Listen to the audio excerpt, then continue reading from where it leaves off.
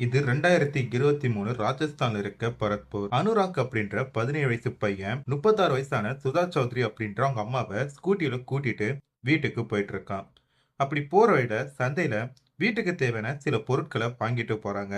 நைட்டுக்கு என்ன டின்னர் சமைக்கலாம் அப்படின்ட்டு அம்மா பையன் 2 பேருமே பேசிட்டே ஸ்கூட்டில வீட்டை நோக்கி போயிட்டு இருக்காங்க. அப்படி போறப்ப இவங்களுக்கு பின்னாடி ஒரு டூ வீலர்ல 2 பேர் மாஸ்க் போட்டு வந்திருக்கிறாங்க. இவங்க ஸ்பீட் பிரேக்கர்ல வேகத்தை குறைச்சு ஏறும்போது அதை கரெக்டா பயன்படுத்திக்கிட்ட பின்னாடி வந்த 2 பேர்ல பைக்குக்கு பின்னாடி உட்கார்ந்திருக்கிறவன் சுதா சௌத்ரிய துப்பாக்கியால சுட்டிருக்கான். கரெக்டா இடுப்பு மற்றும் கழுத்து பகுதியில சுடவும் சுதா சௌத்ரி நிலத்தடுமாறி கீழே வந்திருக்காங்க. இதனால பதட்டத்துல அம்மாக்கு என்னாச்சுன்ட்டு அந்த பையன் ஸ்கூட்டியை நிறுத்தி பார்த்திருக்கான். சுதா ரத்த வெள்ளத்துல கீழே படுத்திருந்திருக்காங்க.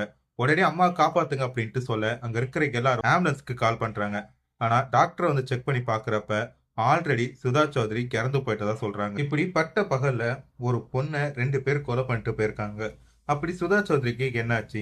சுதா சௌத்ரிக்கும் அவங்க கணவருக்கும் உள்ள பிரச்சனை என்ன? இத பத்தி போலீஸ்காரங்க அடுத்தடுத்து விசாரிக்க ஆரம்பிக்கிறாங்க. அப்படி விசாரிக்க ஆரம்பிக்கும் போது அவங்களே எதிர்பார்க்காத பல விஷயங்கள் இந்த கேஸ்ல கிடைக்க ஆரம்பிக்குது. இத பத்தி தான் இந்த ஒரு வீடியோல டீடைலா பேச போறோம். And hello everyone, welcome to our channel. இது வரைக்குமே நம்ம சேனலை சப்ஸ்கிரைப் பண்ணாம பார்த்துட்டு இருக்கோங்க. கீழ இருக்கிற சப்ஸ்கிரைப் பட்டனை கிளிக் பண்ணி சப்ஸ்கிரைப் பண்ணிக்கங்க. பக்கத்துல வர பெல் பட்டனையும் சேர்த்து கிளிக் பண்ணிக்கிங்க.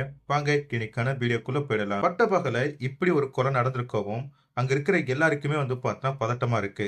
அந்த ரோடு வந்து ஒரு தனிமையான ரோடு கிடையாது. ஸோ பப்ளிக் ரோடு தான். 24 ஹவர்ஸும் அந்த இடத்துல மக்கள் நடமாட்டம் இருந்துட்டு தான் இருக்கும். இப்படிப்பட்ட ஒரு ரோட்ல ஒரு பொண்ணை ஒருத்தவன் சுட்டு கொண்டிருக்கான் அப்படின்னதும் அங்க இருக்கிற நியூஸ் மீடியாக்கு இதுதான் இன்னைக்கு ஹாட் டாபிக்கா இருக்கு. உடனே அங்க இருக்கிற ஏரியால இருக்க போலீஸ்காரங்க வந்து இந்த ஏரியால நடந்த கொலை பத்தி உங்களுக்கு தெரியுமா அப்படின்னு சொல்லி கேட்கிறப்ப சீரியஸ்லி அங்க இருக்கிற யாருக்குமே அதை பத்தி தெரியல அப்படின்ற மாதிரி சொல்றாங்க. அதனால போலீஸ்காரங்க சுதா சௌத்ரியோட உடலை கைப்பற்றி போஸ்ட்மார்ட்டத்துக்காக அனுப்பி வைக்கிறாங்க. அண்ட் போஸ்ட்மார்ட்டம் முடிஞ்சக்கு அடுத்தது சுதா சௌத்ரியோட உடலை அனுராக் மற்றும் அனுராதா தாத்தா கிட்ட ஒப்படைக்கிறாங்க. சரியா இந்த சம்பவம் நடந்து 2-3 நாள் கழிச்சு சுதா சௌத்ரியோட பையன் அனுராக்கும் அவங்க தாத்தாவும் நவாப் போலீஸ் ஸ்டேஷனுக்கு போயிட்டு ஒரு கம்ப்ளைண்ட்டை கொடுக்குறாங்க. எங்க அம்மா இறந்து போறதுக்கு முன்னாடி நிறைய சந்தேகம் இருக்கு. அவங்க திடீர்னு யாராச்சும் ஒருத்தவங்க கொண்டிருக்காங்க அப்படின்றப்ப எனக்கு எங்க சித்தப்பா மேலேயும் எங்க சித்தி மேலேயும் எனக்கு சந்தேகம் வருது அப்படின்றான். இவங்க சித்தப்பா பேர் வந்து மனோஜ் சௌத்ரி, சித்தி பேர் வந்து சுசீலா சௌத்ரி. ஸோ சித்தின்றது மனோஜோட பொண்டாட்டி கிடையாது, அனுராக்கோட அப்பாவோட 2வது சம்சாரம். சரின்ட்டு அவங்க 2 பேருமே போலீஸ்காரங்க விசாரிக்கிறதுக்காக போலீஸ் ஸ்டேஷன் கூப்பிடுறாங்க. அப்படி அவங்க கிட்ட விசாரிக்கிறப்ப இவங்களும் எதிர்பார்க்காத அண்ட் தெரிஞ்சுக்க முடியாத பல விஷயங்களை போலீஸ்காரங்க கண்டுபிடிக்க ஆரம்பிக்கிறாங்க. அப்படி இவங்க 2 பேரும் என்ன சொன்னாங்க? இறந்து போன சுதா சௌத்ரியோட சொந்த ஊர் உத்தரப்பிரதேசம். 18 வருஷத்துக்கு முன்னாடி தான் புஷ்பேந்தர் அப்படின்ற ராஜஸ்தானை சேர்ந்த சிஎஃப்எஃப் வீரரை திருமணம் பண்ணிட்டு வந்திருக்காங்க. இவங்க புருஷன் பொண்டாட்டியா ஒரே வீட்டுல 6 மாசம் சந்தோஷமா வாழ்ந்திருக்காங்க. ஆனா அதுக்கடுத்து புஷ்பேந்திர சௌத்ரிக்கு வந்து ராஜஸ்தான்ல இருந்து டெல்லிக்கு வேலை மாறுதல் கிடைக்குது. இவரு டெல்லிக்கு போனக்கு அடுத்தது இங்க சுதா சௌத்ரி அவங்க மாமனார் மாமியார் கூடயும் குழந்தையார் கூடயும் வாழ்ந்துட்டு இருக்கிறாங்க. சரியா கல்யாணமான 15வது மாசம் இவரு பிறக்கிறாரு அனுராக். அதுக்கடுத்துதான் மாமனார் மாமியாருக்குள்ள வந்து பாத்தீங்கன்னா கொஞ்சம் சண்டை ஏற்படுது. அது வந்து பாத்தீங்கன்னா சுதா சௌத்ரியை பாதிக்க ஆரம்பிக்குது. அவங்க குழந்தைய வந்து பாத்துக்கிறதா இல்ல வீட்டு வேலை செய்யறதான்னு தெரியாம ரொம்பவே கஷ்டப்பட்டு இருக்காங்க. அது மட்டும் இல்லாம டெல்லியில இருக்கிற அவங்க கணவர் அம்மா பேச்சை கேட்டுட்டு தான் பொண்டாட்டி கூட சண்டை போட்டுட்டு இருக்காரு. என்னதான் நடந்தாலும் பரவாயில்லன்ட்டு 6 மாச கை குழந்தையோட சுதா சௌத்ரி தனியா தான் வாழ்ந்துட்டு இருக்கிறாங்க. இவங்க கோர்ட்ல டைவர்ஸ் கேட்டு அப்ளை பண்ணிருக்காங்க.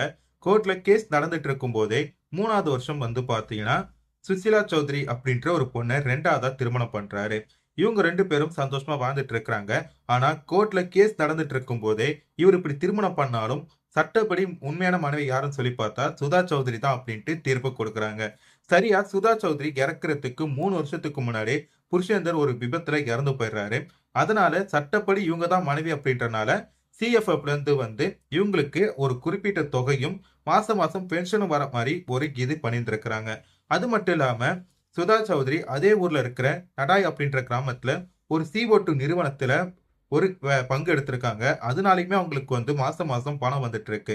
இப்படி இவங்களுக்கு எல்லா வகையிலுமே பணம் வந்துட்டு இருக்கத பொறுத்துக்க முடியாத புருஷேந்தோட தம்பியான மனோஜ் சௌத்ரிக்கும் புருஷேந்தோட 2வது பொண்டாட்டியான சுசிலா சௌத்ரிக்குமே வயிற்றுச்சல் ஏற்பட்டிருக்கு. அதனால இந்த பணத்தை எல்லாம் நமக்கு எடுக்கணும் அப்படின்ற மாதிரி சொல்லிட்டு போலியான டாக்குமெண்ட் ரெடி பண்ணிருக்காங்க. ஆனா அந்த டாக்குமெண்ட் எல்லாமே போலி அப்படின்றனால அதை நிராகரிக்கிறாங்க. இதனால கடுப்பான இவங்க எப்படியாச்சும் சுதா சௌத்ரியை கொலை பண்ணணும் அப்படின்ட்டு முடிவு பண்றாங்க. போன சுதா சௌத்ரியை சுத்தமா பிடிக்காத மனோஜ் என்ன பண்றாரு, அவங்கள கொலை பண்றதுக்கு நானும் உடந்தையா இருக்கேன் அப்படின்ற மாதிரி சொல்லிட்டு பேச ஆரம்பிக்கிறாரு. அதனால போலீஸ்காரங்க கிட்ட இவங்க பேசிட்டு இருக்கும்போதே இதுக்கடுத்து இவங்க 2 பேரும் தனித்தனியா விசாரிக்கணும்னு சொல்லிட்டு தனித்தனியா விசாரிக்க ஆரம்பிக்கிறாங்க. அப்போ மனோஜ் என்ன பண்றான்னா, என்னோட அண்ணிக்கு முன்னாள் அண்ணி இடைஞ்சலா இருக்கிறதுனால அவங்கள எப்படியாச்சும் தீர்த்து கட்டணும்னு சொல்லிட்டு நாங்க முடிவு பண்ணோம். அதுக்காக சுசீலாவோட தம்பிக்கு தெரிஞ்ச ஒருத்தர் அவர் உத்தரப்பிரதேசத்துல கூலிப்படையில இருக்கிறாரு. அவரு மூலமா ஒருத்தரை நாங்க ஏற்பாடு பண்ணோம். சோ அவரு பார்க்கறதுக்கு ஒல்லியாவும் இருப்பாரு. சோ எந்த ஒரு பிரச்சனைனாலும் எங்க பிளான் சொதப்புனா கூட அவர் தப்பிச்சு போயிடுவார் அப்படின்றதுக்காக செகண்ட்ஸ்ல அதுவும் ரொம்ப டேமேஜ் ஆன ஒரு வண்டிய நாங்க எடுத்தோம். அந்த வண்டியில நாங்க 2 பேரும் உட்கார்ந்திருந்தோம். சோ முன்னாடி உட்கார்ந்தது யாருன்னு சொல்லி பார்த்தோம்னா மனோஜ் தான். பின்னாடி உட்கார்ந்தது யாருன்னு சொல்லி பார்த்தோம்னா கூலிப்படையில ஏற்பாடு பண்ணவரு. நாங்க 2 பேருமே முகம் தெரியாத அளவுக்கு மாஸ்க் போட்டுக்கிட்டோம்.